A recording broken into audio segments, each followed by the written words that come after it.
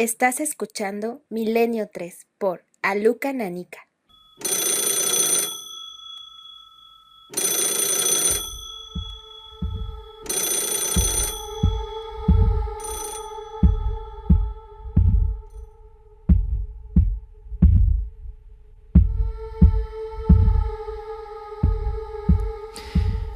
No existían los móviles, ni existían las tabletas, ni existían los ordenadores personales prácticamente. Hablamos de inicios de los 70. Y con el sonido nos catapultamos hacia esa época que todos los aquí presentes hemos vivido, esos viejos y recios teléfonos negros, con la rueda para marcar, sus correspondientes orificios y aquella señal de Compañía Nacional de Teléfonos.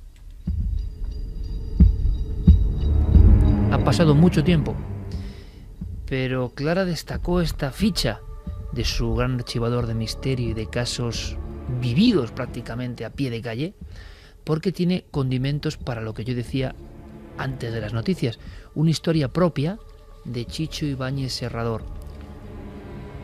Historias que el maestro Chicho, que quizá nos esté escuchando, no sería ningún misterio, podría haber escrito perfectamente y guionizado. Historias como la que ocurrió una noche en Sevilla, donde dos personas sufrieron tal impresión viendo un episodio que prácticamente, cuenta la leyenda o la verdad, por desgracia, fallecieron de la impresión. Algo les dio tanto miedo que viendo la televisión prácticamente perdieron la vida. Esta es una historia de una muerte súbita y con un teléfono de fondo, Clara. Sí, en efecto, y además podría perfectamente enlazarse con lo que has contado, porque en esta casa estamos hablando del madrileño barrio de Malasaña, una casa de 200 metros, una casa grande. Vivía únicamente una mujer que además, vaya por Dios, se llamaba como yo, Doña Clara. Una mujer muy mayor, tenía unos 88, 89 años cuando falleció. Y vivía sola, como decimos, no tenía aparentemente familia y bueno, pues tuvieron que tirar la puerta abajo porque escuchaban ahí, bueno, pues que no había, esta mujer no salía de casa y había un olor muy raro y en un momento determinado decidieron llamar a los bomberos tiraron la puerta abajo y una de las vecinas, doña Flora, recordaba perfectamente cómo había sido esa primera visión de los bomberos al encontrársela tirada en el pasillo de esta casa antigua, con un teléfono aferrado a las manos, con los ojos desencajados, obviamente ya en periodo de putrefacción, pero con esa mirada todavía como de impresión, ¿no? El teléfono se había roto y el cable se había quedado con ella en el suelo. Y nunca supieron las causas de por qué se había muerto así, ¿no? Había tenido un paro cardíaco, pero no sabían por qué. Hubo diferentes especulaciones que ya abren el misterio, porque no es muy normal que alguien perezca agarrada a un teléfono. Sí. Lo lógico es caer al suelo. Ella estaba en el suelo, por Estaba tanto, en el suelo, sí. había estirado tanto el cable que se había roto. Terminado por romperse, ¿no? Efectivamente, doña Flora recordaba que se habían especulado dos posibilidades. Una, que se hubiera encontrado, quizá más lógica, ¿no? O más, tranquilizadora, ¿no? Que se hubiera encontrado mal en un momento determinado y no hubiera tenido tiempo, intentó llegar al teléfono para avisar a alguien y no pudo hacerlo porque no llamó a nadie, de hecho, ¿no? Y otra es que hubiera recibido una llamada telefónica y que alguien hubiera querido gastarle una broma macabra. Se especuló, desde luego, con ello, y que a consecuencia de esta broma, ella, pues, del impacto, tuviera un paro cardíaco. Una broma ¿qué mensaje llevaba? ¿Qué broma malévola es capaz de hacer parar el corazón de una persona? Y se llegó a pensar en eso, sí, porque no había explicación para la muerte. No había explicación y sobre todo por cómo se la encontraron y cómo tenía la expresión del rostro, el terror dibujado en ella, ¿no? Era una expresión de terror. Sí, una expresión de una persona aterrada, es decir, algo le había asustado mucho. La siguiente escena de esta historia, que repito es real, no es ningún guión de Chicho Ibáñez Serrador, ni mucho menos, es que una familia nueva, años 72-73, entra en ese domicilio, como siempre, dispuesto a empezar de nuevo. Y dispuestos a comenzar, llegan allí unos jóvenes. Sí, bueno, una familia en realidad eran, lo que pasa es que yo con quien me entrevisté fue con los hermanos, con Esther y con Carlos, que ya en entonces ya no me querían ni siquiera que se publicara su apellido. Son estos casos, Clara, que esto es muy importante, de personas que es que no quieren que se estudie el fenómeno, pero no quieren ningún tipo de notoriedad, no quieren fama, no quieren ser en ningún lugar. Y son casos que aparecen en nuestro archivo, ¿no? Sí, de hecho los padres ellos vivían con sus padres y con un gato, ¿no? Los padres es que les prohibieron cualquier tipo es decir, ellos eran muy escépticos y pese a haber presenciado algunos de los fenómenos, intentaban darles una explicación. Es más, ellos me decían que más de una vez se habían ganado broncas por culpa de lo que fuera que habitaba en aquella casa, aparte de ellos, que se dedicaba a hacerles un poco la vida imposible y a trastocar cosas que estaban de una forma y se la encontraban de otra. Entonces sus padres, cuando veían eso, pensaban que habían organizado a lo mejor una fiesta tremenda y bueno, pues les regañaban, ¿no? Y claro, ellos no habían sido, es que a lo mejor ni siquiera habían estado en casa en ese momento, ¿no? Llegan y ¿qué queda de aquel teléfono, de aquella escena? ¿Nada o queda algo? Sí, una bueno, sombra de esa historia. Hay que decir que la casa, debido a estas especulaciones y a esta muerte nunca esclarecida del todo, estuvo precintada unos meses totalmente cerrada, ¿no? Cuando por fin ya, bueno, la inmobiliaria la pone en alquiler, en venta, etcétera, una familia, que es esta familia de Carlos y Esther, se interesa por ella porque ellos mismos vivían en el barrio en otra casa que se les había quedado un poco pequeña y esta casa estaba bien de precio. Como digo, ellos en principio se mudan ahí y bueno, conocen la historia porque saben que la casa está precintada, han estado viviendo en ese barrio y en fin, las noticias vuelan, ¿no? Pero estamos hablando de que nuestros protagonistas tendrían, Carlos, que era el mayor, tendría unos 10 años más o menos, y Esther unos 5 o 6 años, en fin. Son edades, niños. Sí, no son edades como para, en fin, inventarse cosas, ¿no? De hecho, unos niños, efectivamente, es un fenómeno que se manifiesta a lo largo del tiempo durante más de 25 años, es decir, muy asociado a la casa y veremos también después que es posible que se fuera amplificando con situaciones familiares allí vividas que a lo mejor hace que eso se cobre una fuerza diferente o tome mayor intensidad. Primeros fenómenos. Bueno, pues lo primero y más llamativo de todo es que hicieron unas reformas y a consecuencia de las reformas, pues lo primero que hicieron por motivos obvios es quitar el teléfono del pasillo. Porque, entre otras cosas, primero estaba roto, segundo era incómodo porque el pasillo era un pasillo enorme, entonces había que salir corriendo, como pasaba antes, ¿no? Que a lo mejor había un teléfono en la casa y estaba en un sitio fijo en el pasillo o en las pensiones, que no había estas comodidades que tenemos ahora, ¿no? Entonces, durante el tiempo entre que hicieron la reforma y tal, y les pusieron línea telefónica, vamos a decir así, y un teléfono en condiciones en el salón, estuvieron sin teléfono, pero no solo sin teléfono, sino sin línea telefónica. Esto me gustaría resaltarlo. Y Carlos empezó a escuchar, a veces cuando pasaba por el pasillo, el ruido del teléfono. La llamada del teléfono. 2 o 3 timbrazos. Y claro, esto sorprendía mucho a un niño, ¿no? Que se lo contaba a su hermana y su hermana, pues siendo pequeña, no había percibido en principio nada y se reía de él, ¿no? Hasta que cuando ella cumplió unos 10 años o en torno a la edad que él mismo tenía cuando empezó a oír el fenómeno su hermano, empezó a escucharlo también ella. Pero no era esto lo único. En algún momento ya un poco intrigados, ¿no? Decir que por qué suena esto cuando pasamos. Se les ocurrió colocar la mano en el hueco, que además se veía pues todavía no estaba la casa del todo reformada, había ese hueco de la mancha del teléfono antiguo ahí, ¿no? Y al poner la mano notaban como si vibrara la pared. En la propia sombra En que la había propia dejado el sombra. teléfono, el ser desconectado, y imaginamos el pasillo entero, evidentemente el cambio de color de una superficie que ha estado tapada por el teléfono negro durante mucho tiempo, y sobre ese papel pintado, lo que fuera, la marca, ¿no? Casi como la sombra del La aparato. sombra, sí. Bien, siguen ocurriendo cosas. Sí. Esa es quizás la que llama más la atención al no haber una línea telefónica contratada, es decir, no tiene explicación ni más. El teléfono, o sea, sonido es el teléfono, parecía por venir como por dentro de la pared, una cosa extraña, me decían, ¿no? Pero no es lo único. Otra de las cosas que les ocurrían, aparte de haber, como explicado, descolocar las cosas, es decir, la ropa, por ejemplo, aparecía tirada, es decir, la ropa sobre todo tenía mucha manía o tomaba mucha manía hacia Carlos, lo que fuera, y es que desorganizaba la ropa, le sacaba la ropa al armario, lo dejaba todo tirado, o aparecía en lugares donde él no lo había dejado, como en el salón o en la habitación de su hermana. También le ocurría esto a Esther, pero no con tanta asiduidad como a él, ¿no?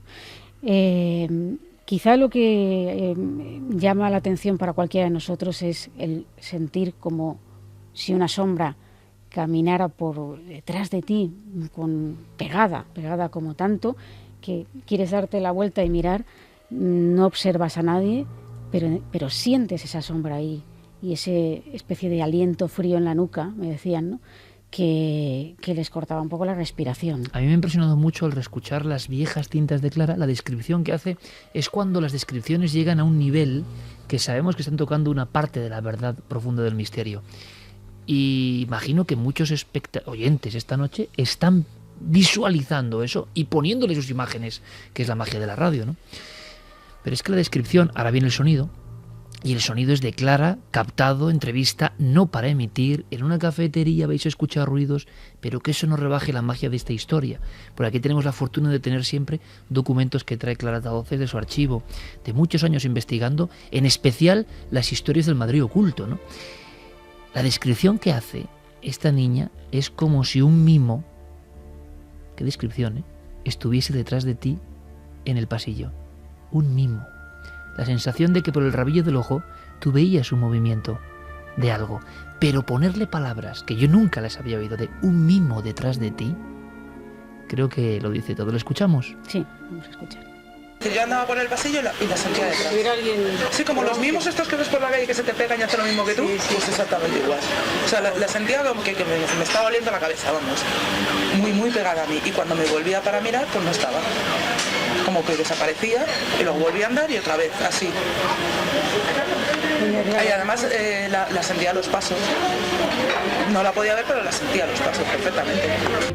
3:20, alguien que se pega tanto a ti que tú escuchas los pasos que no son los tuyos y que sientes que está muy encima. No es una descripción, creo que todos los compañeros coincidimos, muy normal.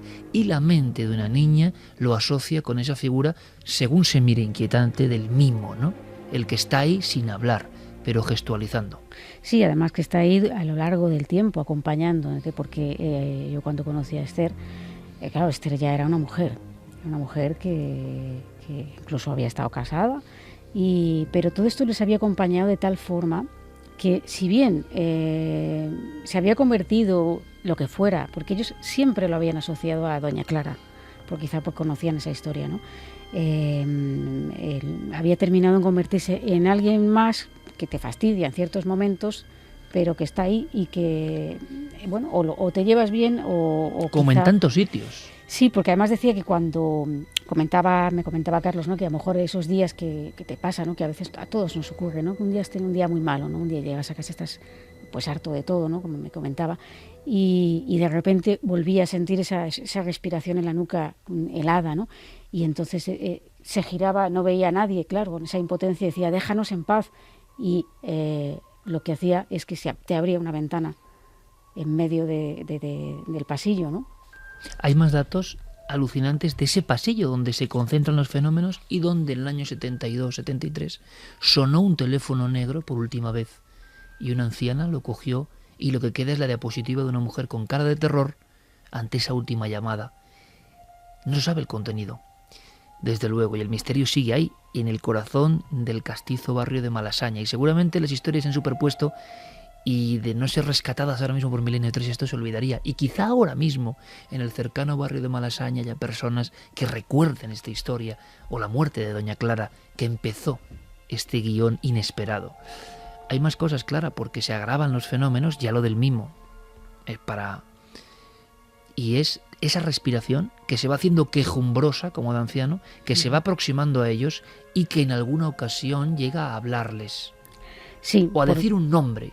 Efectivamente, porque si ya es de por sí un poco escalofriante, ¿no?, que notar es una respiración detrás de ti o una sombra que te persigue, imaginaos empezar a escuchar una respiración angustiosa, como ella me lo definía, ¿no?, como una respiración asmática, que se acerca, que se va acercando y tú vas escuchando eso. ¿Y cómo nos lo contaba? Una noche estábamos cenando, mi hermano y yo tan tranquilos, y de repente empezamos a escuchar pues una respiración pues asmática, súper fuerte, pero horrorosa, así que venía pues como andando por el pasillo. Y cuando llegó al comedor, se quedó en el quicio de la puerta, respirando y llamando a mi hermano. Ya oímos la voz. Ya oímos la voz. Sí, esto no les había pasado nunca, lo de escuchar ya que te hablan, ¿no? Ahí, bueno, pues la verdad es que intentaron hacer ver que no estaba pasando nada, como no hacer caso a eso, porque no querían ni creerse lo que estaban escuchando. Y parece ser que notaron como unos pasos se alejaban así, por el pasillo, y volvía hacia donde fuera que estaba, ¿no? Siempre el mismo pasillo. Sí, el El pasillo. del teléfono. Protagonista de casi todos los fenómenos, incluso de un fenómeno que tiene que ver un poco con la situación personal de una de las protagonistas de esta mujer. La Esther. voz, por cierto, Clara, ¿decía algo en concreto? ¿Pronunciaba algo? El nombre de su hermano, llamaba Carlos. La voz, escucharon decir Carlos. Carlos. Solo ocurrió una vez. Sí, y era una voz, según me decían, indefinida, ¿no?, que no podían saber si era de hombre o de mujer, de algo, una entidad que no podían describir con decir, pues, que tenga tal edad o que pertenezca a un varón o a una mujer. Pues ahora a mí se me han puesto los pelos de punta de verdad, pero con ese detalle, ni de hombre ni de mujer, que es la propiedad muchas veces del misterio absolutamente indefinido, absolutamente perdido en algún umbral, ¿no? Pero con esta cotidianidad, en una casa normal, pasan los años. Sí, el tiempo va pasando y los fenómenos se van agravando a medida que Esther primero tiene su novio y esa relación se va afianzando hasta que se casan.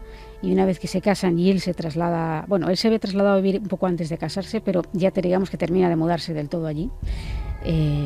Lo que fuera que habitaba en esa casa no le gustaba mucho este hombre.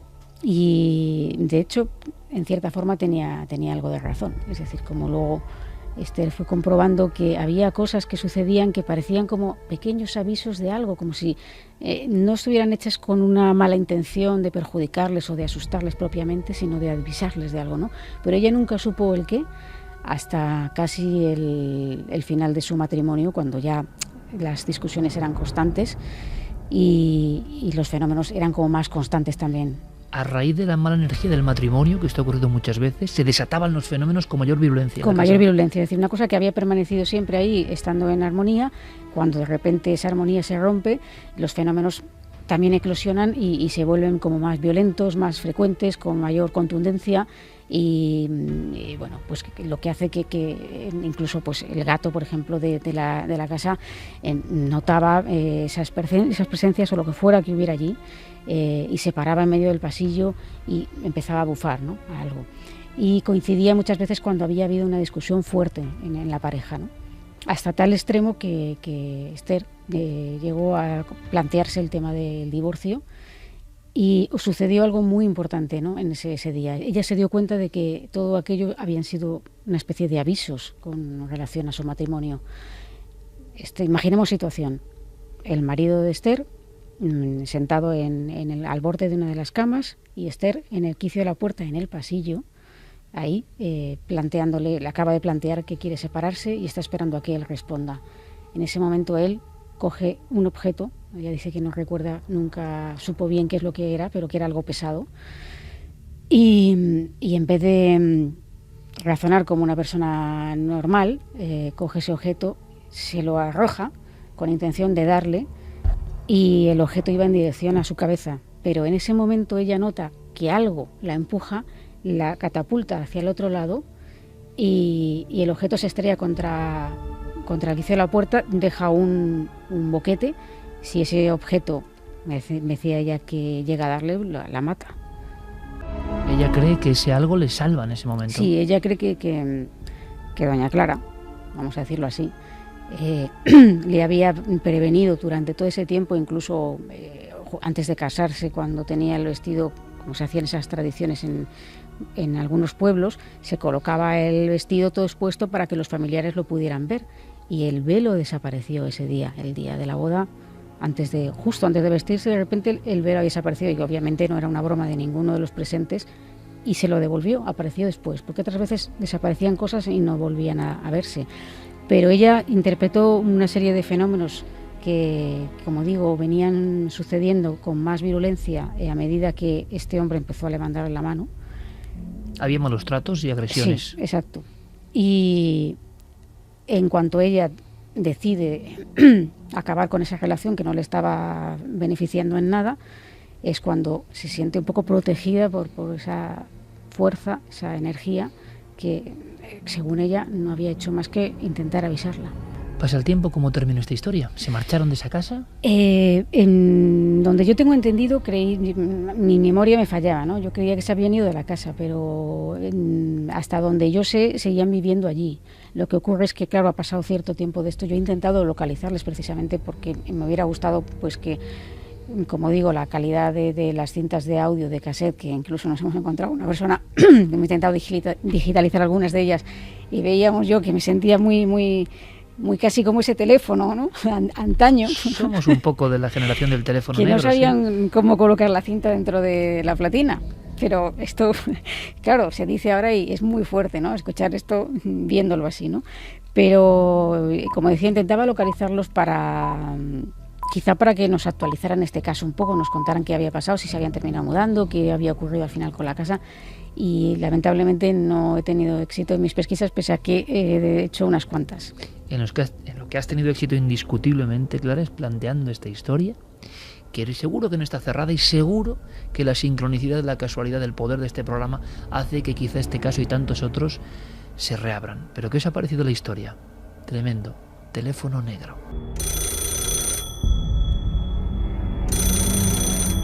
El teléfono negro anuncia que son las 3:30 en punto de la madrugada. Hay algunos elementos significativos, ¿no? Casos de otros tiempos, eso del mimo o la voz o el empujar, parece mentira, compañeros, parece mentira, que siempre los casos, cuando tienen algo que es ese no sé qué sé yo, que toca una realidad desconocida, luego la explicación podrá ser la que sea, el acontecimiento inicial podrá tener la explicación que sea, pero cómo nos aportan nuevas imágenes que no habíamos oído antes. Y es increíble que después de haber escuchado miles de casos, la mente humana tenga la capacidad, describiendo una realidad o creyendo describirla, de sorprenderte una vez más. Y sobre todo también, yo creo, la presencia de un elemento absolutamente cotidiano que todos hemos visto, que todos tenemos en casa, como es un teléfono, ¿no?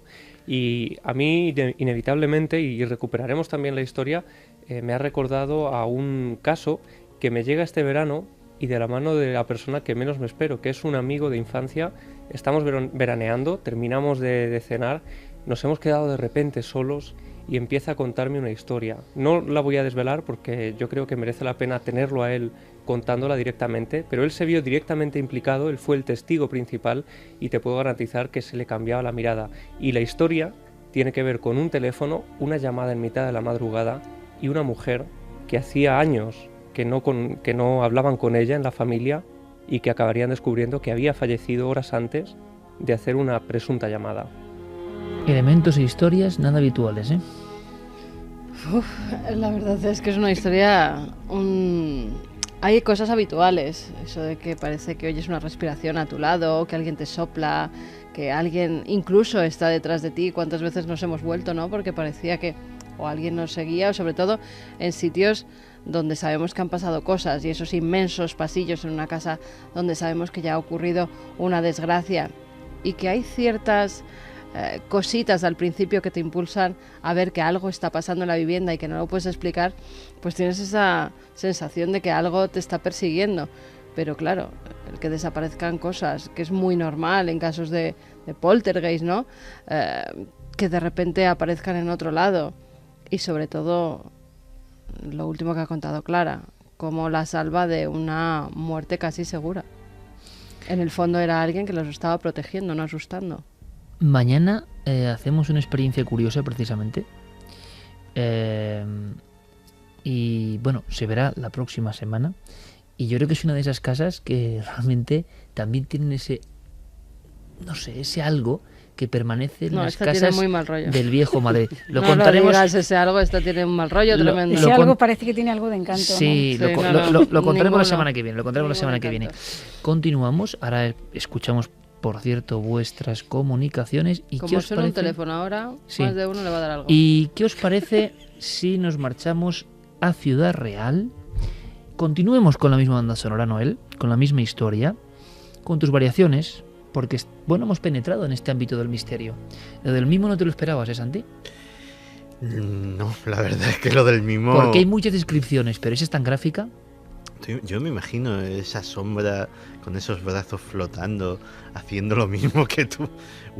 Esa es de las buenas. Yo lo he contado alguna vez, pero a mí una de las escenas que más me ha impresionado, y tú sabes por dónde voy, me la contó un antiguo amigo, conocido nuestro, bueno, compañero de la infancia y compañero de muchas aventuras, y en el lugar más inesperado, es decir, regresando a su casa por una zona que entonces eran descampados en la zona de Hortaleza, y la descripción es muy sencilla, pero en la sencillez está la magia del misterio. Él me dice que, yo se lo hace más de 20 años y más de 25 años, que en cierto momento está caminando, ¿os imagináis la zona noreste de Madrid? Y las típicas tapias hechas de ladrillos todavía ni siquiera pintadas porque están construyendo algo. Y él va solo. Se le ha hecho tarde, va muy solo, deben ser las 12:30 o 1 de la madrugada o más tarde. Y él en un momento dado ve la sombra suya paralela a él en la pared. Es una zona que hemos recorrido todos nosotros y que ahora no tiene nada que ver con cómo estaba en los 80. Y entonces en cierto momento este compañero mira a un lado y ve clarísimamente que detrás de él, sin que haya nadie, hay otra sombra, parecida a él mismo, muy espigada, y que va extendiendo los brazos tras él. Y tiene tal pavor que sale corriendo en ese momento. Él cree que tiene que ser algún tipo de alucinación, y no sabemos qué es. Pero si imagináis la escena, en esa donde la ciudad pierde su nombre, que sigue siendo ciudad, pero... En fin, hay descampados y es una zona en la que te puedes llevar un susto, pero la descripción concreta, sea lo que sea, es eso. Otra sombra detrás, parecida a ti, y extendiendo los brazos y como que la has pillado a destiempo. Vamos a continuar y vamos a marcharnos en esta noche que se ha tornado de misterio a Ciudad Real, porque tenemos un testimonio que también toca lo absurdo absolutamente. A un nivel que es difícil de creer, efectivamente, pero también con esa fuerza del testimonio que lo cuenta. ¿Entraría dentro de la criptozoología? Cuéntanos, Javi. Bueno, para contextualizar un poco la historia tenemos que viajar a Ciudad Real, a Valverde concretamente, una noche de hace 2 años. En esta época, además, ellos viajaban, iban a casa de unos amigos que vivían a las afueras y iban recorriendo pues un viejo camino que estaba asfaltado, pero que conducía a esos chalets, unos chalets alejados de la ciudad y por una carretera, por un camino, como digo, muy poco transitado. De repente, él va circulando y conduciendo junto a su novia va en el copiloto, y ven una sombra a lo lejos, nada más cruzar una curva, ven una sombra de algo que parece que se está moviendo a lo lejos en la carretera. Ellos creen en un principio que puede tratarse de algún animal, de un gato, de alguna liebre, pero conforme el coche se va acercando a una velocidad reducida, porque por las curvas no pueden ir a gran velocidad, descubren que es algo muy extraño, que no parece un animal al uso, que incluso en un momento determinado parece que esa cosa tiene piernas. Entonces hablamos de un ser humano. Parecía un ser humano, pero la estatura era muy baja y tenía un movimiento casi animalesco. Decía Óscar que hay un momento determinado en que ellos van circulando, intentan casi frenar, pero aquello se mueve con tal velocidad y se siente como si lo hubieran sorprendido en mitad de la noche, que su reacción parece también absolutamente humana. Si quieres, vamos a escucharlo y que él nos cuente lo que ocurrió en esa carretera. Era de noche, pero que lo vimos perfectamente cómo se cruzaba, y no era ni un conejo ni una liebre como otras veces hasta que pasar, sino que iba de pie y de repente, estar ya casi encima en el coche, se agacha y se tapa la cabeza con los brazos. Y yo no escuché golpe ni nada del coche, o sea que creo que no le di. Seguimos andando para adelante, mi novia y yo callados, y ya le digo, ¿tú qué has visto? Dice, no sé, una cosa muy rara. No me querían ni decir lo que había visto, porque no sabía ni describirlo. Lo que asegura el testigo es que, no hay ningún indicio de que lo hubieran atropellado, el coche no parece pasar por encima de nada, no escuchan ningún golpazo, simplemente esa figura que estaba casi a los pies del coche de pronto desaparece debajo. Ellos deciden seguir adelante. Hay unos minutos de silencio incómodo en el que ninguno de los dos dice nada, pero cuando de pronto se miran es cuando se inicia la comunicación y empiezan a contarse que los dos han visto exactamente lo mismo. La figura de escasos centímetros de un ser bípedo que andaba sobre sus dos piernas y que cuando llega el coche se cubre con esos pequeños brazos. Era como así como muy delgado, unos 30-40 centímetros de alto, y brazos tenía. Pelo no sé si tenía, era así amarillento, como paliduzco.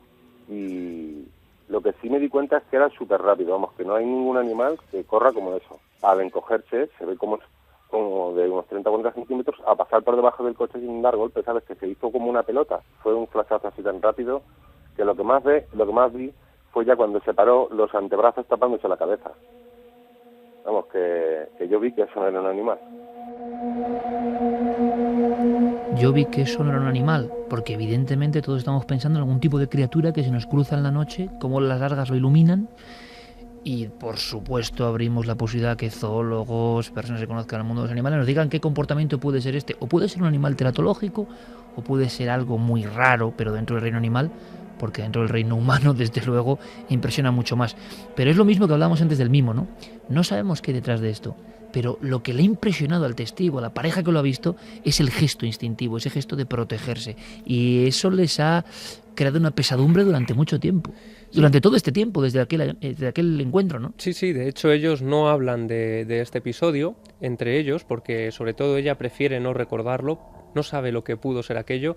Cuando llegan a casa de sus amigos, lejos de intentar pues contarles lo sucedido para ver si a alguien le ha ocurrido algo parecido o ha visto algo parecido, deciden también callárselo porque no se atreven a contarlo, pero ellos hablaban con total claridad, ¿no? Yo, por ejemplo, les he preguntado si recuerdan si esa figura o si ese ser tenía una cabeza desproporcionada o si llegan a verle el rostro, y ellos con total honestidad decían que no, que como aquello inmediatamente se tapa la cara, como en un acto instintivo, no llegan a verle la faz, ¿no? No llegan a verle ningún rastro en la cara.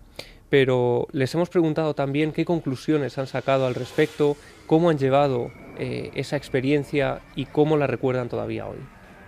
Estuvimos rayados un montón de tiempo y ni siquiera hemos hablado de ello entre nosotros. Le da miedo a mi novia y no quiere hablar de ello.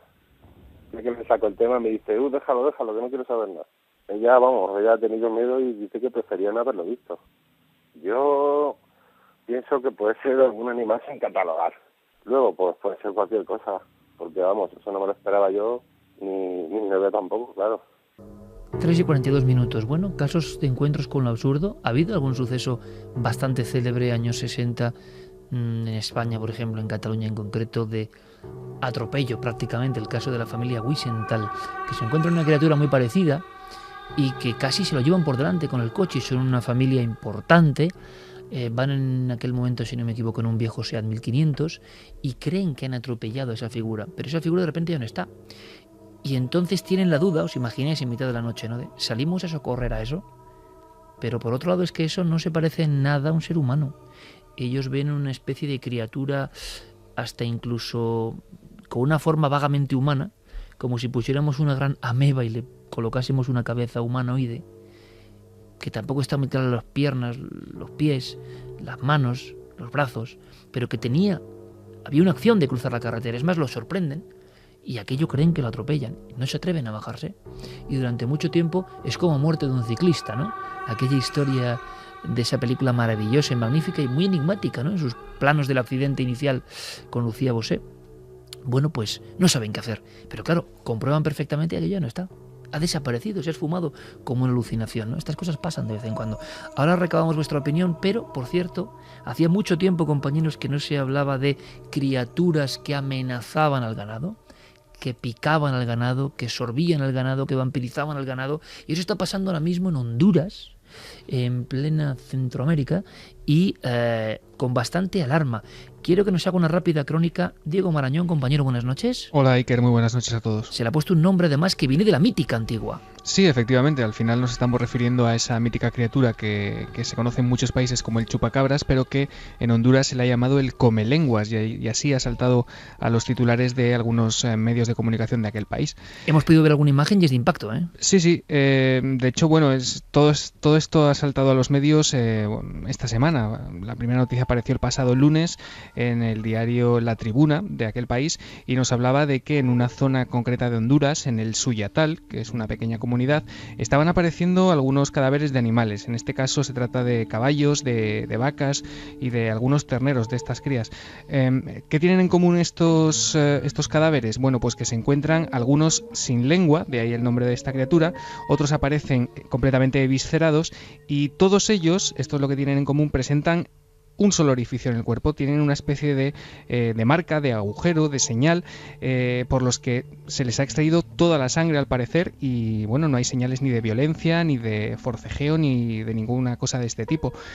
Hemos hablado, Iker, después lo vamos a escuchar con Erling Cruz, que nos ha confirmado esto que te digo, que se trata más o menos de la misma criatura que se conoce como el chupacabras en algunos países y bueno, esto ha saltado a los medios de comunicación porque se han dado en concreto un par de ataques. El primero tuvo como víctimas a dos vacas de una familia a las que, bueno, esta familia había dejado en un establo cercano y se las encontraron al día siguiente muertas. Al principio, al verlas en el suelo, creyeron que alguien pues las había sacrificado, que las había, bueno, dicen directamente en los medios que alguien las había pegado un tiro, eso es lo que creyeron, pero claro, al revisar los cadáveres de los animales vieron que no había heridas de ningún tipo de bala y sí que les faltaba la lengua.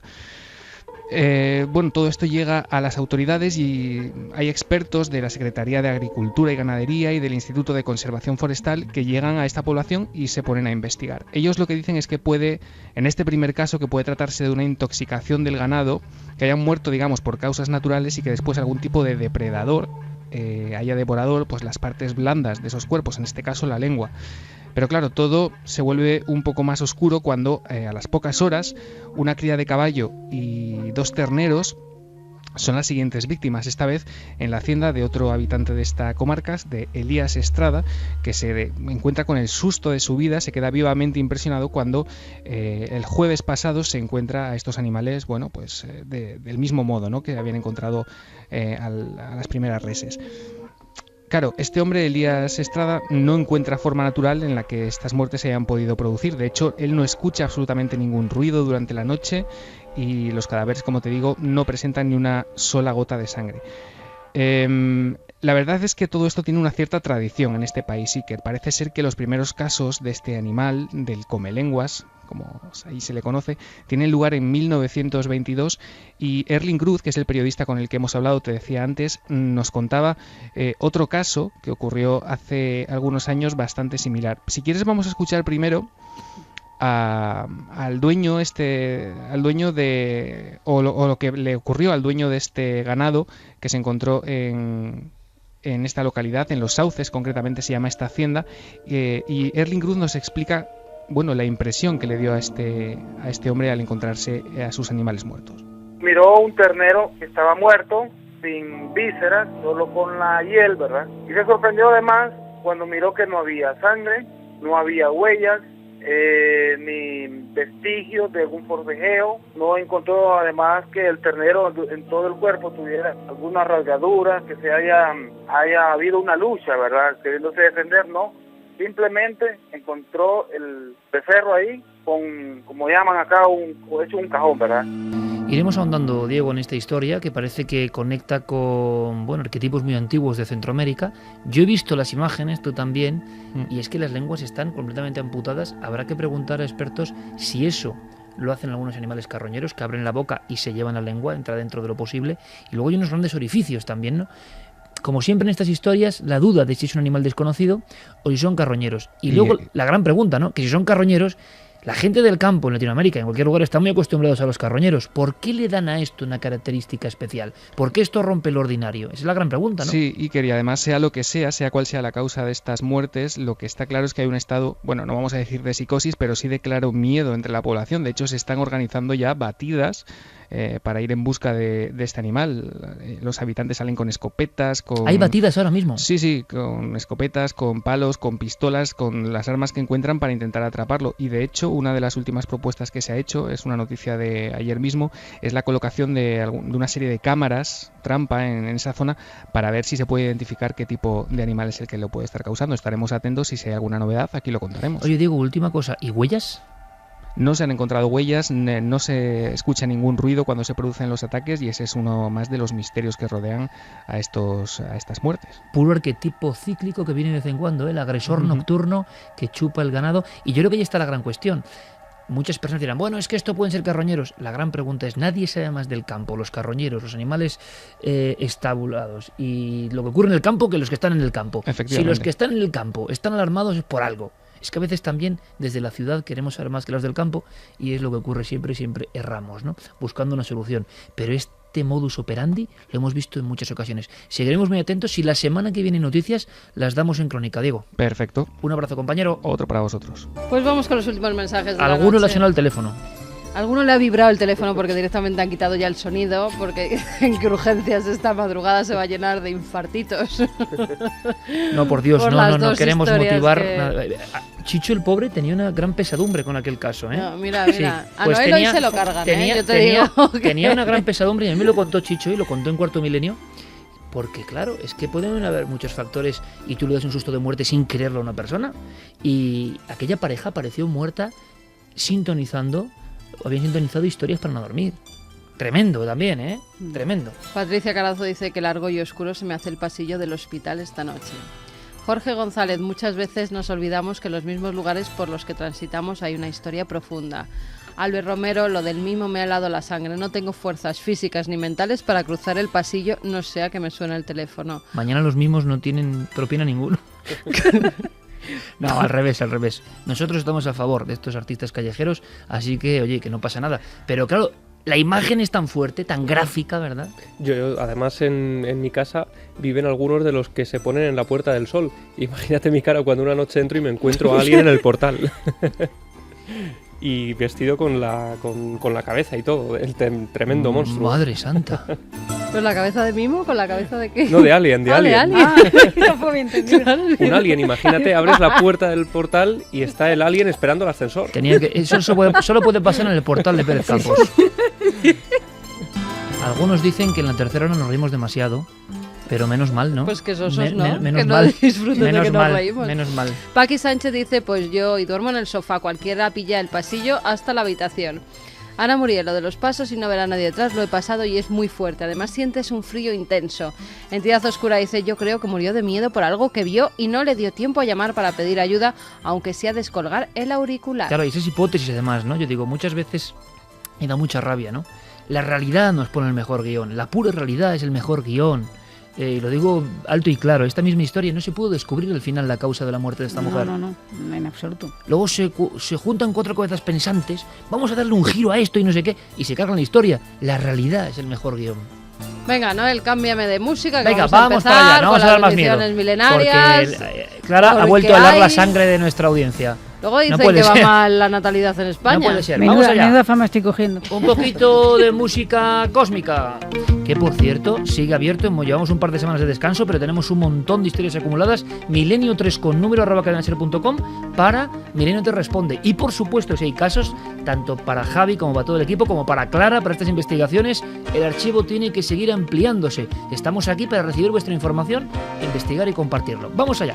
Roberto Carlos Petit, por favor una bendición para Valentina Petit, que acabamos de salir del San Juan de Dios de Barcelona y que escucha al igual que su padre, Milenio 3, cargándose de fuerza. Iker Santiago Carmen, por favor, sus grandes bendiciones, se lo agradezco. Y sus padres están escuchando en este momento desde Venezuela, o sea, los abuelos de la niña. Qué bien, hombre, país Pues nada. mágico, un abrazo muy grande. Por cierto, Santi, Petit, que tú y yo hemos reconocido hace poco a un gran ídolo de nuestra televisión, Alain Petit. Alain Petit, ídolo de nuestra infancia. Totalmente. Un abrazo para Paco Costas. Para Paco Costas y para Alain Petit, que sigue vivo contra todo pronóstico, a pesar de lo arriesgado de sus aventuras. Bueno, Algunos otro día estarán lo contáis, diciendo, que hay es muchas imposible. bendiciones, venga. Aquel programa, ¿cómo se llamaba? La Segunda oportunidad. segunda Y oportunidad. él era el especialista. Petit, menuda Julio historia. Navarro, que nos escribe desde Málaga, que esta noche será el cuarto programa, que oiga en directo. Los otros 3 son 2 alertas Omni y el programa que hicisteis en Cortijo Jurado, pero en diferido he oído todos, desde el primero, que lleva un Discman. ¿Eso es y todo. bueno o malo? Esa es la pregunta. Lo que pide: mi deseo de bendición milenaria va para mi Santísima Trinidad, mi hijo Nicolás, nacido ayer viernes, su hermano Qué Marcos, bueno. con 2 añitos, quien al poco de empezar a hablar, cuando le preguntabas qué oye papá por la noche, respondía: Nina, no. Y para su mujer supercampeona, Pilar. Pues bueno, Será Pilar, ¿no? su mujer, Pilar, claro. Ah, has dicho Pilar. No, he dicho Pilar. Bendiciones milenarias. Cristina y Tito, que nos escuchan desde hace muchos años y que esta noche a las 9:30 ha nacido una nueva milenaria. Madre mía, ¿cómo está el Patricia, tema, desde la tripita de su madre os ha escuchado durante los 9 meses y esta noche tan especial os escucharemos juntos. Nos haría muchísima ilusión que esta noche tan especial para ella la enviarais vuestras bendiciones milenarias. Pues ahí van, con toda nuestra fuerza. Es muy bonito porque además esta noche hablábamos de la infancia, de la mente mágica. Recordábamos todos un libro que estoy seguro que vamos a tener que hacer un programa especial, El Principito, que nos ha marcado. Gracias a Pérez Campos yo he redescubierto ese libro. He llorado de la emoción porque me parece un libro tan hondo, tan profundo, tan misterioso, para releerlo ahora, no de niño, para releerlo ahora. En esa sintonía estamos y con esa sintonía del Principito, que era un extraterrestre que vino a la Tierra para darnos el mejor mensaje, mandamos nuestra bendición milenaria. Raúl, que nos pide bendiciones milenarias para el hijo de su amigo Bruno y su mujer Paloma, que ha nacido este viernes y cuyo nombre es Iker. Son Hombre. grandes seguidores nuestros y que nos escuchan tanto en directo como por los podcasts. Joaquín Moya, día 23, 10 y 10 de la mañana, nació una nueva milenaria. Se llama Loreto, es una niña sanísima y desde esta noche escuchará el programa fielmente junto a sus padres. Pues para Loreto y para mi tocayo Iker, bendición milenaria, Iba.